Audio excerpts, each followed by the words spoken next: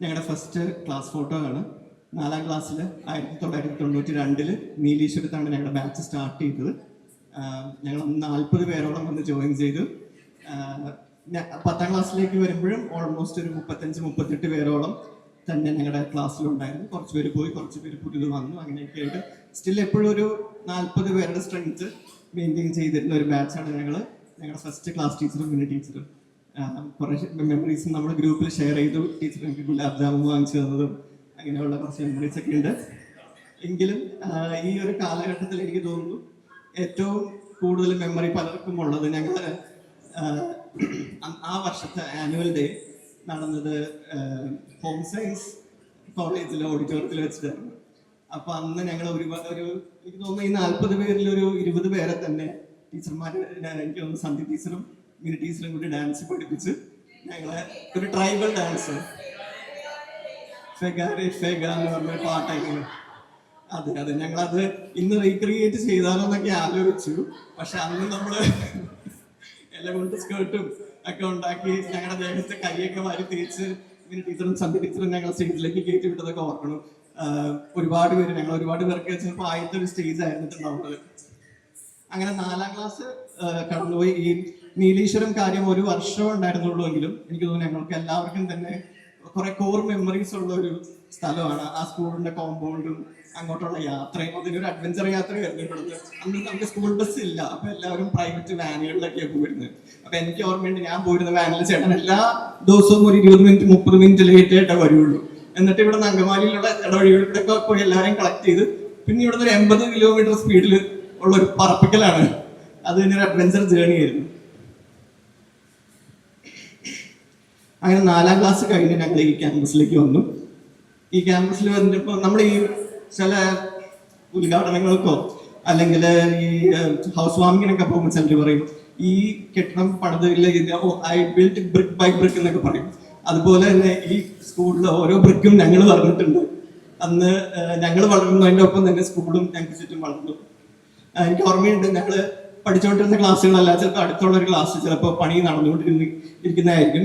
അപ്പൊ ചിലപ്പോൾ അവിടെ എന്തെങ്കിലും കല്ലും കട്ടയൊക്കെ ബാക്കി വരുമ്പോൾ എന്തെങ്കിലും ഈ ഫ്രീ പീരീഡിലോ അല്ലെങ്കിൽ ലഞ്ച് ബ്രേക്കിന്റെ അവസാനത്തെ കുറച്ച് നേരമോ അതൊക്കെ പെറുക്കിയെടുത്ത് സ്കൂളിന് പുറകിൽ കൊണ്ടുപോയിട്ടൊക്കെ ഞങ്ങൾ എപ്പോഴും ഓർക്കുന്നു. അങ്ങനെയില്ല, അന്ന് അതൊരു ബുദ്ധിമുട്ടൊക്കെ ആയിട്ട് തോന്നിയെങ്കിലും ഞങ്ങളുടെയൊക്കെ ഒരു ക്യാരക്ടർ ബിൽഡിങ്ങിൽ അത് വലിയൊരു കോൺട്രിബ്യൂഷൻ ആണെന്ന് തന്നെയാണ് എനിക്ക് തോന്നുന്നത്. അതുപോലെ തന്നെ ഈ 5ാം ക്ലാസ് വിട്ട് 8ാം ക്ലാസ് വരെ ഒരു കാലഘട്ടത്തിൽ മറക്കാൻ പറ്റാത്ത 2 പേരാണ് വർക്കി സാറും രത്നമ്മ ടീച്ചറും. വർക്കി സാറിന്റെ പോലെ ബോർഡില് അത്രയും നീറ്റായിട്ട് എനിക്ക് തോന്നുന്നു അച്ചടിച്ച പോലെ ബ്ലാക്ക് ബോർഡിൽ എഴുതിയിരുന്ന സാറാണ് വർക്കി സാറ്. അതുപോലെ തന്നെ ഡയഗ്രാംസ് ഇപ്പോഴും ചിലപ്പോൾ എൻ്റെ അടുത്തൊരു പ്രോട്ടോസോ വരയ്ക്കാൻ പറഞ്ഞാൽ ചിലപ്പോൾ ഒരു 20% ചിലപ്പോൾ ശരിയായിട്ട് ഇപ്പോഴും വരയ്ക്കാൻ പറ്റും. കാരണം അത്രയും മനസ്സിൽ പതിഞ്ഞു കിടക്കുന്ന പോലെയാണ് ഡയഗ്രാംസ് ഒക്കെ വരച്ചുകൊണ്ടിരുന്നത് സാറും. അതുപോലെ തന്നെ രത്നമ്മ ടീച്ചറിനെയും പ്രത്യേകം ഓർക്കുന്നു. ഞങ്ങൾ ഒരുപാട് പേര് IT ജോലി ചെയ്യുന്നവരുണ്ട്, അതുപോലെ നോർത്ത് ഇന്ത്യയിൽ ജോലി ചെയ്യുന്നവരുണ്ട്. എല്ലാവർക്കും ഈ ഹിന്ദി ഒരു സ്ഥിരം ഉപയോഗിക്കേണ്ട ഒരു കാര്യമാണ്. അപ്പോൾ രത്നമ്മ ടീച്ചറിന് എപ്പോഴും ഓർക്കാറുണ്ട് ഒരു ഫണ്ടമെന്റൽസ് കിട്ടി. ഇപ്പൊ ഞാൻ 10ാം ക്ലാസ്സിൽ ഞാൻ ഹിന്ദി ആയിരുന്നു മലയാളം എടുത്തത്. പക്ഷെ എന്നാലും നമ്മൾ ഈ IT സർക്കിളിലും അല്ലെങ്കിൽ കാഷ്വൽ സംസാരം എപ്പോഴെങ്കിലും ഒക്കെ ഹിന്ദിയിലേക്ക് മാറും. അപ്പൊ അപ്പോഴൊക്കെ പിടിച്ചു നിൽക്കാൻ പറ്റുന്നത് ഇവിടുന്ന് പഠിച്ച് പോയതിന്റെ ഒരു ഗുണം തന്നെയാണ്.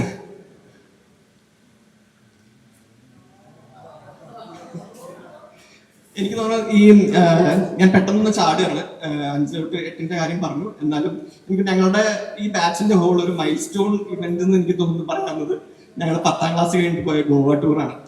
അപ്പൊ അത് എനിക്ക് തോന്നുന്ന ബോർഡ് എക്സാമിന് ശേഷമാണ് പോയത്. അപ്പൊ നിങ്ങൾ വിചാരിക്കും നമ്മൾ സ്റ്റുഡൻസ് ആയിരിക്കും ഏറ്റവും കൂടുതൽ ഈ ഗോവ ടൂർ എൻജോയ് ചെയ്യുന്നത്. പക്ഷെ ഈ ഗോവ ടൂർ ഞങ്ങളെക്കാളൊക്കെ എൻജോയ് ചെയ്ത ഒരാളുണ്ട്.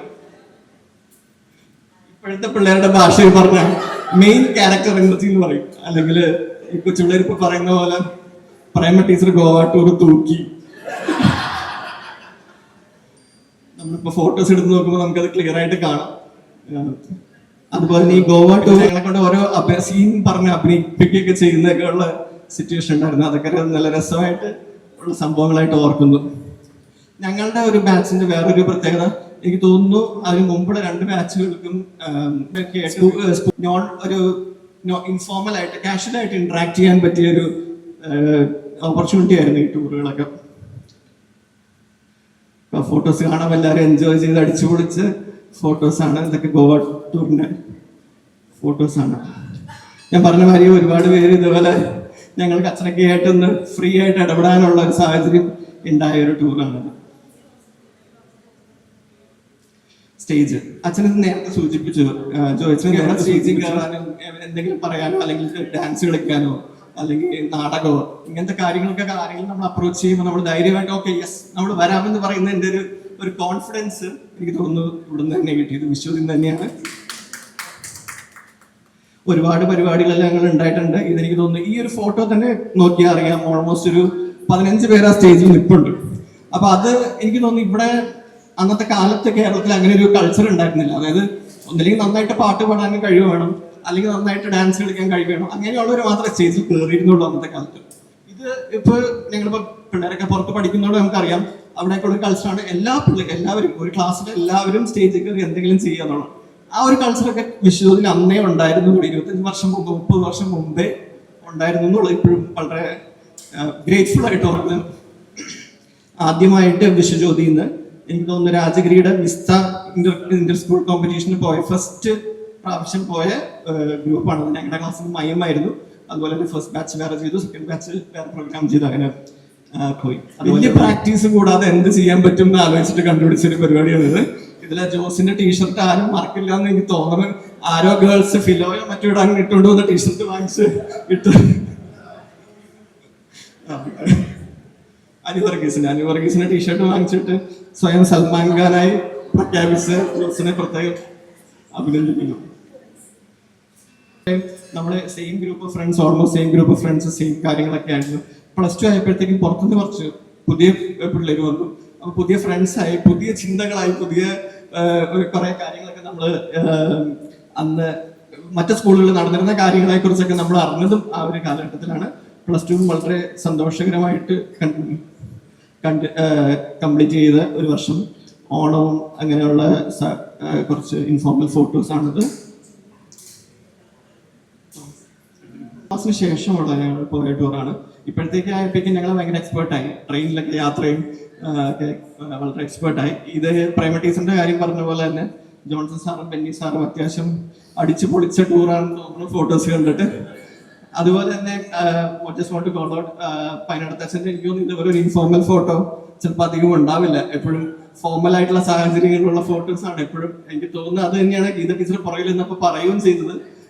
അച്ഛൻ സാധാരണ ഇങ്ങനെ ഫോട്ടോയ്ക്ക് നിൽക്കാറില്ലല്ലോ, അങ്ങനെ എന്താണ് അപ്പൊ ചോദിച്ചതെന്ന് എൻ്റെ ഓർമ്മ. ചെന്നൈ ടൂറും വളരെയധികം എൻജോയ് ചെയ്തൊരു കാലഘട്ടം. ഇത് 12th പോയതാണ്. ഇതും ചെന്നൈ ടൂറിലെ ഫോട്ടോസ് ആണ്. ഗീത ടീച്ചറും സന്ധ്യ ടീച്ചറും ഉണ്ടായിരുന്നു. സന്ധ്യ ടീച്ചർ എനിക്ക് ഞങ്ങൾ ഒരിക്കലും പഠിപ്പിച്ചിട്ടില്ലെങ്കിലും ഞങ്ങളെല്ലാ മൈൽ സ്റ്റോൺ ഇവന്റുകളിലും സന്ധ്യ ടീച്ചർ എപ്പോഴും ഭാഗമായിരുന്നു.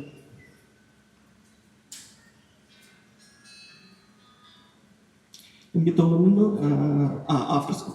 അപ്പോൾ സ്കൂൾ കഴിഞ്ഞ് പിന്നെയും ഞങ്ങൾ ബോയ്സ് ആയിരിക്കും ചിലപ്പോൾ കുറച്ച് അങ്ങോട്ടും ഇങ്ങോട്ടും കണക്ഷൻസ് കുറവ്. പക്ഷേ ലിസ് നേരത്തെ പറഞ്ഞ പോലെ ഗേൾസ് എവറി ഇയർ അല്ലെങ്കിൽ എവറി 6 months കാണുന്നുണ്ട്. ഇത് ഇവരുടെ അനേകം മീറ്റപ്പ് പരിപാടികളിൽ നിന്നുള്ള ഒരു ഫോട്ടോ മാത്രമാണ്. ലുലുമോൾ ഉണ്ടാക്കിയത് തന്നെ ഇവർക്ക് മീറ്റപ്പ് നടത്താനാണോ എന്നൊരു സംശയം തോന്നാറുണ്ട് എനിക്ക്. ഫുഡ് കോർട്ട് ഉണ്ടാക്കിയത് തന്നെയാണെന്ന് തോന്നുന്നു. Anyway I think that's all. നമ്മൾ